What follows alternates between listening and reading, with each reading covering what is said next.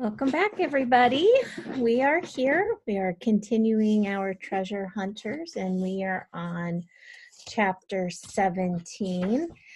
If you remember, what happened in our last chapter? Oh, yeah, the twins were arguing over going on the treasure hunt with their uncle. So let's continue and find out what's going on. The next morning, we were airborne at promptly 9 a.m.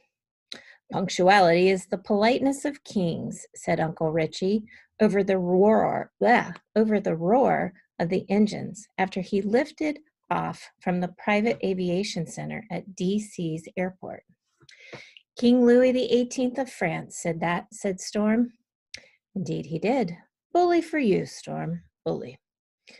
Whoa, there were like 17 Louis before him, said Tommy. What's wrong with this France? Don't they have any other good first names for kings? Once again, we ignored him.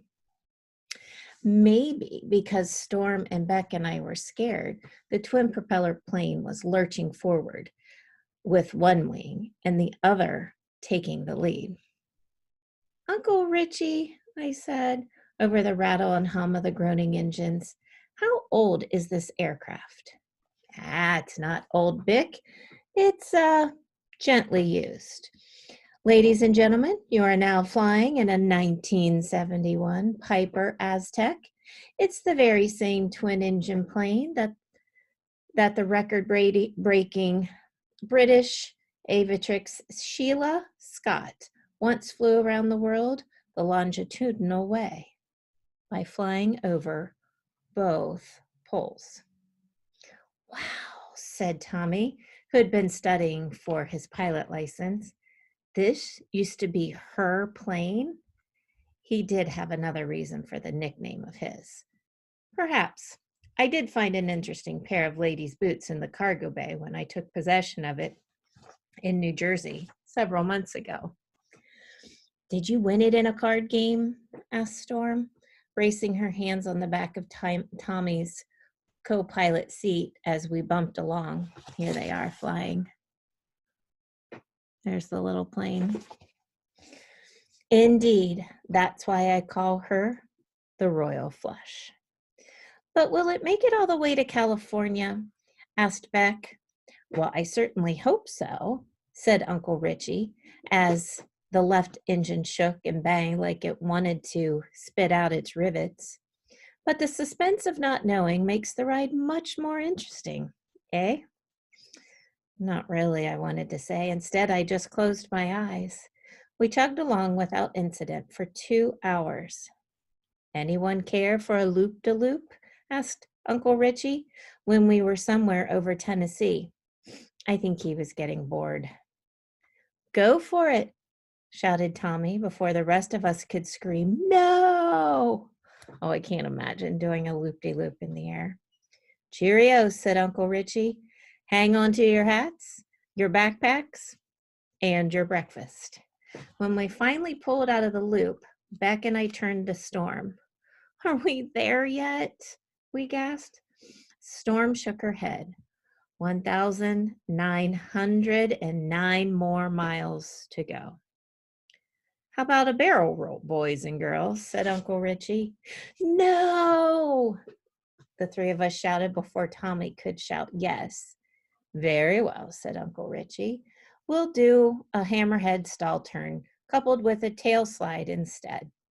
You'll see, children, these prop planes are quite nimble, much more aerobatic than their jet engine-equipped cousins.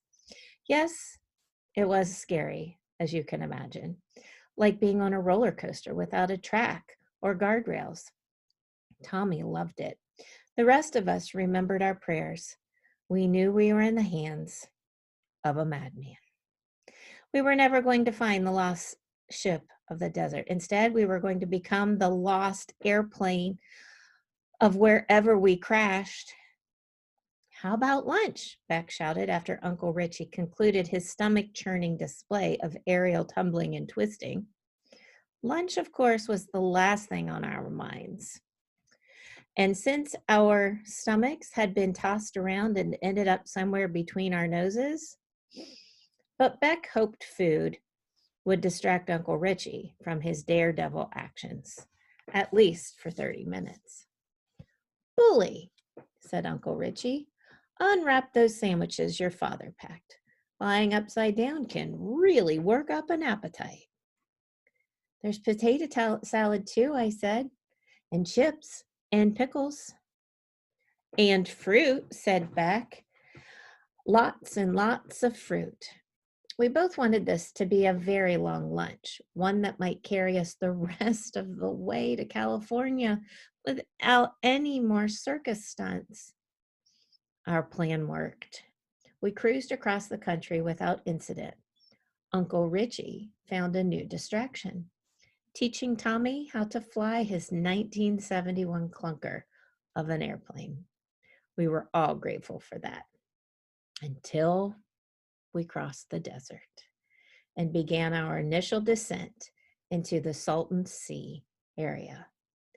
That's when Uncle Richie turned to Tommy and said the most terrifying words of them all.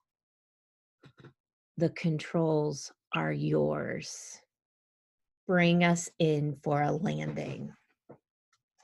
I don't know. I think I'd be a little bit scared. There's chapter 18. There you go.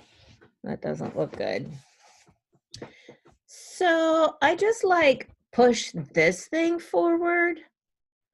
And just like that, Tailspin Tommy put us into a nosedive. "Ease back on the yoke, Tommy," said Uncle Richie. "No problemo. Where exactly is the yoke?" "In your hands."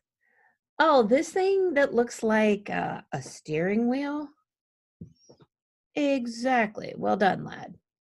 Well, Tommy took what I hoped wasn't a crash course, literally, in landing an airplane. Those of us seated in the back were white-knuckled, our armrests, and tightening our seatbelts. "Don't forget to lower your landing gear," coached Uncle Richie. "Yeah, definitely. Can't land without the landing gear." Any tips on how to do that?" "Press this button right here, the button for wheels down." "All right, duh." "Increase flaps 10 degrees," said Uncle Richie. "We're coming in a bit too fast." You know that screaming, whining noise that spaceships make in Star Wars? Always when they're about to crash into the surface of a distant planet? Yeah, that's what our plane sounded like. Maybe you should take the wheel," said Tommy. "Believe you can do it." "And you're halfway there," said Uncle Richie. "You got this, Tommy." I looked at Storm. She was shaking her head and mouthing the words, "No, he doesn't." "Easy, easy," said Uncle Richie. "Keep a nice steady rate of descent. Line up your approach vector. Easy. There you go." Oh, I just closed my eyes. A few seconds later, I sprang in my seat. Tommy had found the runway and bounced off it like a rubber ball. But then he chopped the power and we landed again. In fact, we kept bounding up and down the runway like a hopping kangaroo. It was enough to make you want to toss your cookies. Fortunately, there hadn't been any cookies in our lunch sack, just all that fruit. So we barfed our bananas. Yes, buddy, barfed our bananas. When Tommy finally slammed on the brakes and pitched the prop plane into a skidding, sideways stop. "Well done, Thomas," said Uncle Richie.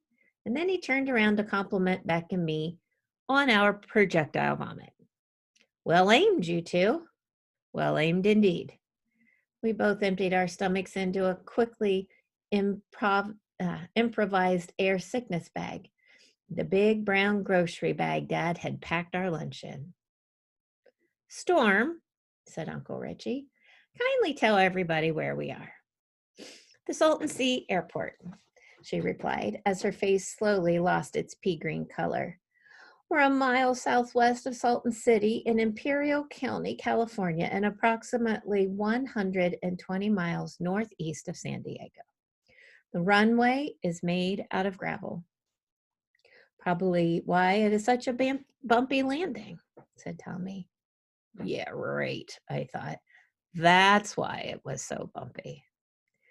Kindly taxi over there to the hut, said Uncle Richie, pointing to a rusty, semicircular steel building sitting in the middle of a patch of dirt.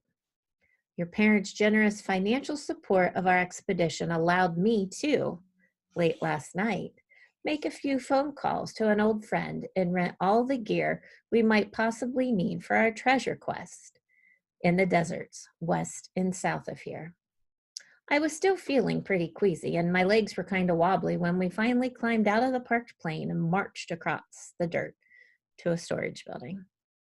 But once we stepped inside the building and saw what was inside, I forgot all about the rough landing, and I started to smile because we had 2 awesome ATVs and the coolest RV I've ever seen.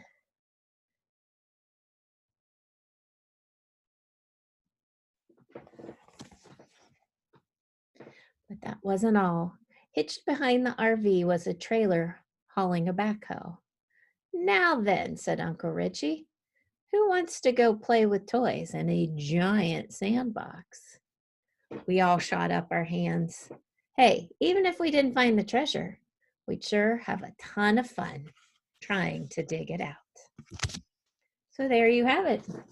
They arrived safely in the Salton Sea, and I bet tomorrow when we come back, we're going to find out how their treasure hunt begins. So thank you guys for joining, and see you all later. Bye-bye.